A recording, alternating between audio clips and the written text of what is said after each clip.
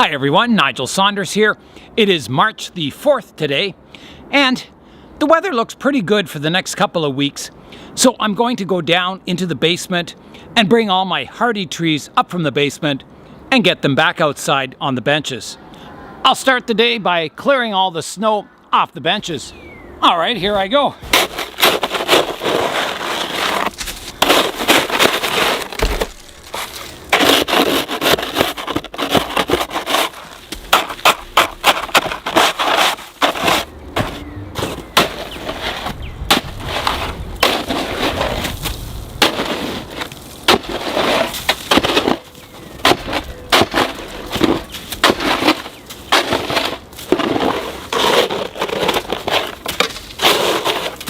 This pot was frozen to the bench, and I never did get it in for the winter, but hopefully the trees will be okay.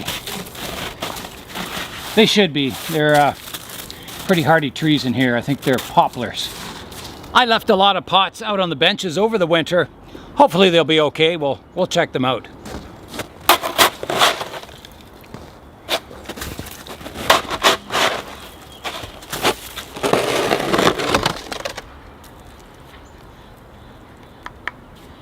They seem to be okay. Yeah, they look fine.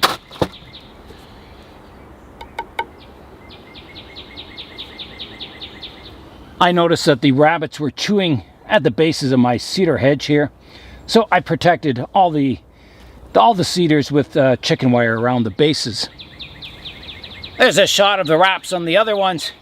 They should be safe until the summer. I want to get the trees out from the basement because if you leave them in the basement too long, they start leafing out, and then when you bring those new leaves outside, they freeze and die off. So it's best to get the trees back out on the benches before any of the new buds open up. When the trees are back out on the bench, they get the natural cycle of the sun, days and nights. They get the natural temperature variations, and they also get some nice fresh rain.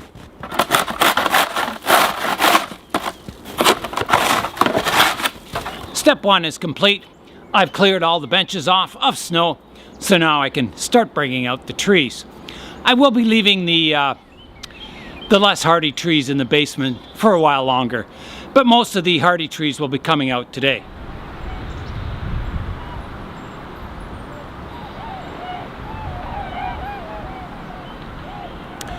That was a flock of wild swans flying overhead. That's a sight you don't see very often. I'll head down into the basement now and start bringing up the trees. So here I go. All right, here goes tree number 1, my clump style cedar. I've got a nice bucket of icy rainwater here. You can see the ice on top.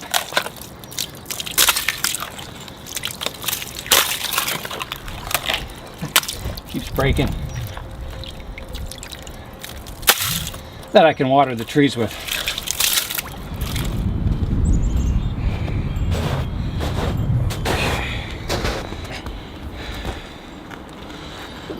All right, I'll give the trees a water. We've had really good snowstorms in March. So, you know, winter's not over yet, but generally the temperature doesn't go down to, you know, below minus 15 degrees Celsius. So even out on the benches here, the trees are pretty safe. If we were to get a real cold snap, I might, you know, bring them into the greenhouse, put them on the floor of the greenhouse or on the benches in there, and maybe bring some back into the basement. But generally by this time of year, we're pretty safe from really cold temperatures. So I'm just giving this a good thorough watering. It's kind of hard to water them really carefully in the basement. I kind of do the best I can, but nothing like being able to just get them out in the open and give them a good soaking.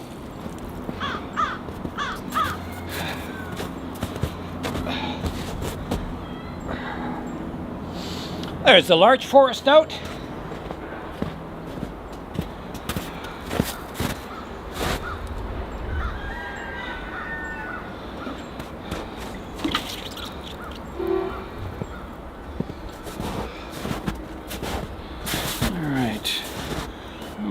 right there. And this one I'll tuck in here, I think. I'm heading over to the community orchard now to inspect the trees and see what's happening and give you a general update. I'm out here at the community gardens, orchard, edible forest, and First Nations gardens. And they finished doing all the tree clearing, all the dead trees along this section of the forest. Let's go in and have a look. Here's a look at some of the trees. This is an ash tree. Let's see how old it was. We can count the rings. We got about 1, 2, 3, 4, 5, 6, 7, 58. It's 58 years old. About the same age as me. Wow. So, yeah, they've removed... The first phase of the project was to remove all the dead trees that were near the parking lot over here, so the trees wouldn't fall on the vehicles. And then they'll be clearing out all the dead trees that are in the forest as phase 2. Some of the trees we planted in fall are kind of a bit crooked, but we'll straighten those out in spring. Let's go have a look at the fruit trees and see how the buds look. This will be the first year of the orchard with the in-ground tile drainage in the field, so it should be a lot drier this spring. I'm going to walk around and inspect the buds on the trees. So this is what is this? Stella cherry. There's the buds. They're looking pretty good. Nice clusters of buds there all over that branch. That looks good. So here is a sour cherry, Montmorency. So the buds are looking good on that too. No complaints. Head over here. We've got another sweet cherry. Yeah, that looks good. Look at the buds there. Really good. So yeah, I'm not going to go around every tree because it would take a long time. But that'll be part of our group when we meet out here on Thursdays. We'll walk around the orchard, inspect everything once a week, inspecting for insects, problems, watering problems. Because, right now, there's a lot of time and money and effort invested in these trees. So to have one tree die, you're looking at probably, $35 to $45 per tree just in the cost, and then all the planting and watering and taking care of them so far. So you definitely don't want to lose trees if you can help it. I am going to go out in the center. There's good news I forgot to mention. We've been approved for purchasing another 40 fruit trees, and that will be enough to plant the spiral orchard out here. Last fall we just planted the one tree in the center of the spiral orchard, and that was a peach tree. So I'm going to head out there and see what the peach tree is looking like. And so it'll be exciting. We'll be able to plant this entire spiral this spring. And that'll really get this orchard underway. So all the trees by the side of the fence here, they're all dwarfed fruit trees. And the ones in the middle here will be standards, so they'll grow into full-size trees. So we have to space them apart.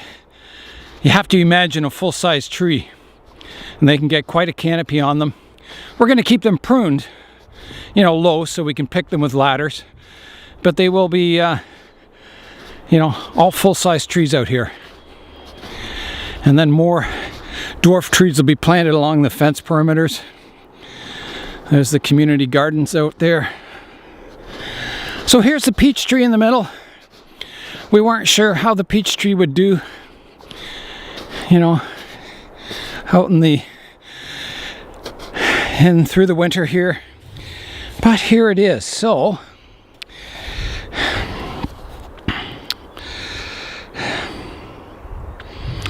it's really hard to say. But from what I see, the buds seem to be okay. The branches still have some color to them. I guess we forgot to wrap this one. Oh dear. Luckily no animal has eaten it. I'll have to get that wrapped. Yeah, we painted the trunk white, but we didn't wrap them.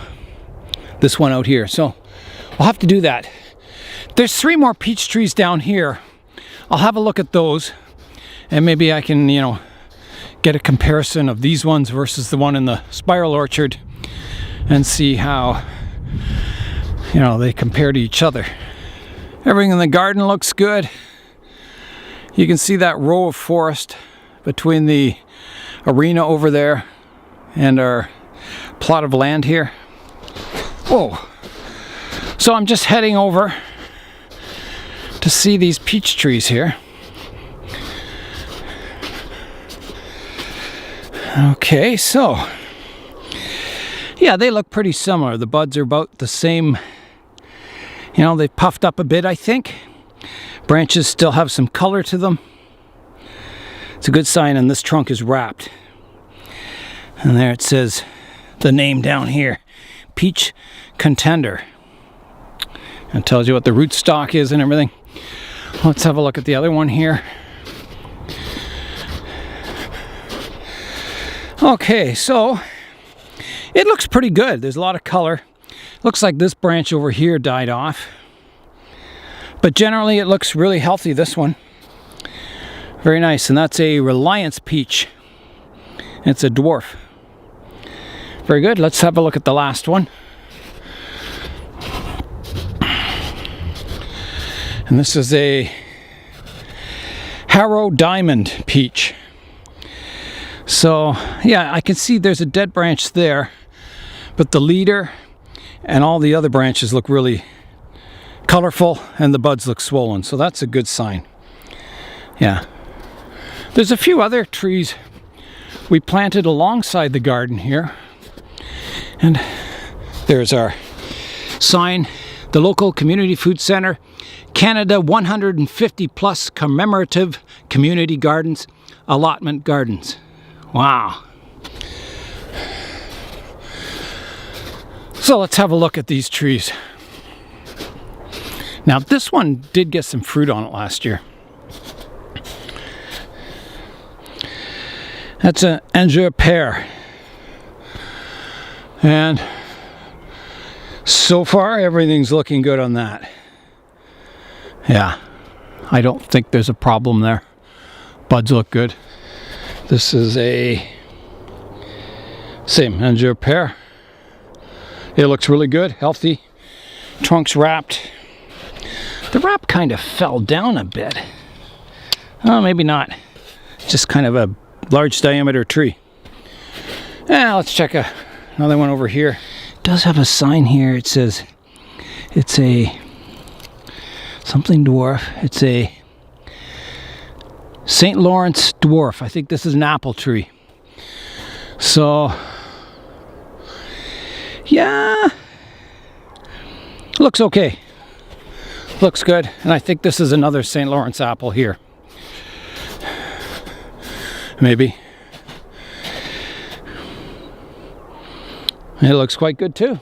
So, yeah, we've had a fairly mild winter, so I think the trees should survive okay. Time will tell. What would an orchard be without an orchard truck? So let's head to St. Mary's for an update. Hi everyone, I'm out at All Equip in St. Mary's. It's the Monday. I couldn't get out on the Friday because we had a snowstorm. So this is the Monday update of the orchard truck. I'm here in the shop for today's update, and there's been a lot of progress this week. The cab is now mounted to the frame. And if we come in here, you can see, so this is the lift. There's a spacer, a urethane bushing here that spaces the body up a bit. So it's not a giant lift, it's just a little bit. And you can see under here, there's a little clearance between the frame and the underside of the cab. So that's all the new cab mount up front there. You can see all the suspension in there. There's been new wires run to the back of the vehicle. The body work is completed at the back of the cab. There's just primer on it now. And yeah, there it is underneath. Looking really nice. Really nice. The bed isn't mounted yet, it's just sitting there at the moment. Here's the other corner of the cab. Also looking really good. You'd never tell that was repaired and replaced. Just amazing. Let's have a look underneath here. Yeah, it all looks really good underneath. Be a lot nicer working on it. The fuel tank's back in. I got the new sender unit from the States. So I'll have a working fuel gauge once again. So that'll be nice. Let's have a look at the front over here. There's some new belts for the engine that will be put in before all the fenders and everything are put back together. Just so those don't let go. So that's the progress for this week. Very exciting as the truck comes together.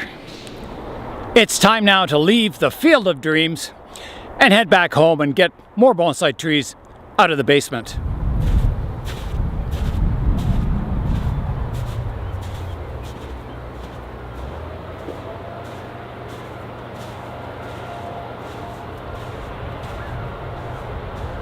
I'm back here in the basement, and my goal is to eventually get to the Avatar Grove, or the Cedar Forest, or the Thuja Forest. That's at the very back, so I've got a lot of trees to get out before I can get that outside. All right. There's a maple, and a pine we'll get out.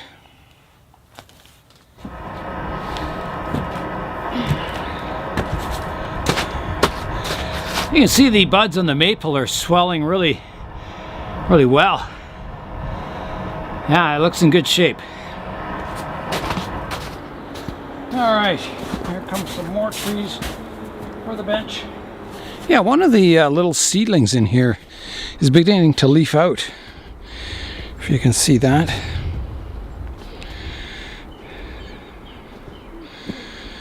Yeah. So, generally what happens is they tend to die off, and then there's dormant buds down lower that'll get activated, and you just prune the dead part off. So the tree should live. It's just, not ideal, but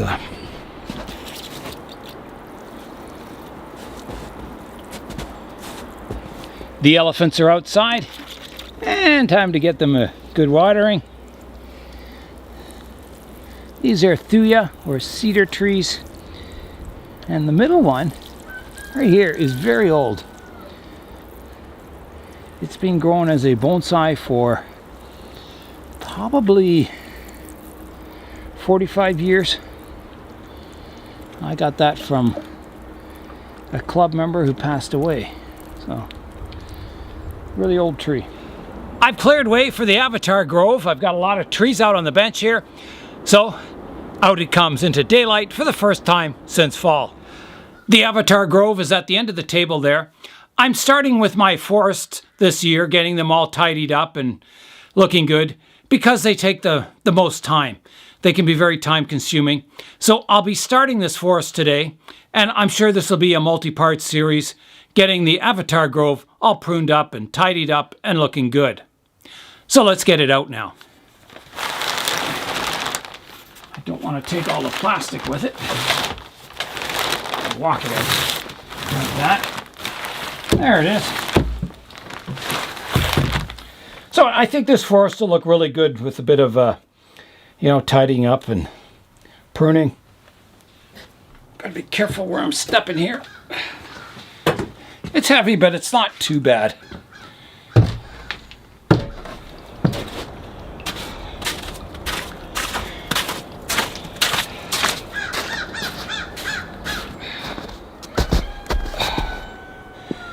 There we go. So I'll give the forest a water, and then I'll move it into the greenhouse to begin today's work. All right, here I go with the water.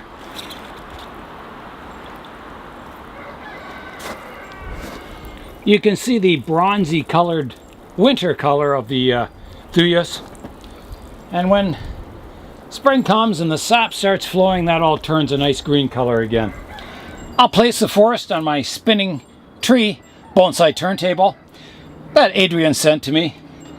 It'll be really awesome being able to spin the forest around and work on it. All right, into the nice warm greenhouse.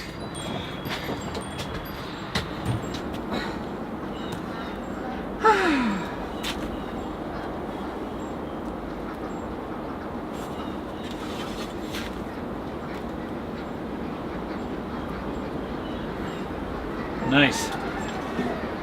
I've got the Avatar Grove in the greenhouse here. So the first step will be to study the trees and come up with a plan of action. I'm looking at the forest now, and there's a few things I want to change on it. One, I want to make that wall or that hillside that the trees are on even taller if I can.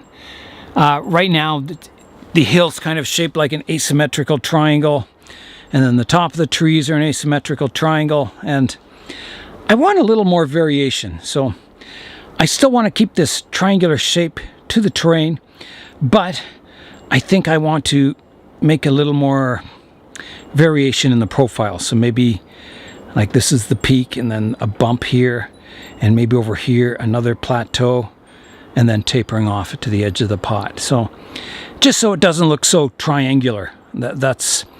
I've always envisioned this wall at the back, like this hill, to be kind of more flat across the top. So it's, you know, it looks like it's on a hillside, this forest.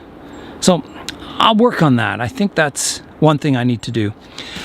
I think the overall profile of the canopy of the trees is looking quite good. It's an asymmetrical triangle. It looks quite nice. Definitely I need to define the trees more. Right now it looks like a bunch of trunks and a big green canopy, and I want separation between all the trees. I've got to reduce a lot of those long branches back, get the trees pruned back to nice tight foliage, so it doesn't look like a big bush or a hedge. So there'll be a lot of work coming on the tops of these trees.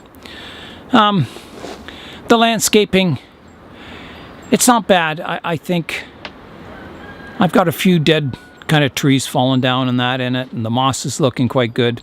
So maybe just some pruning, getting some detail work in it, some separation between the moss so it doesn't look like one big clump of moss, so it looks like separate little bushes in the forest.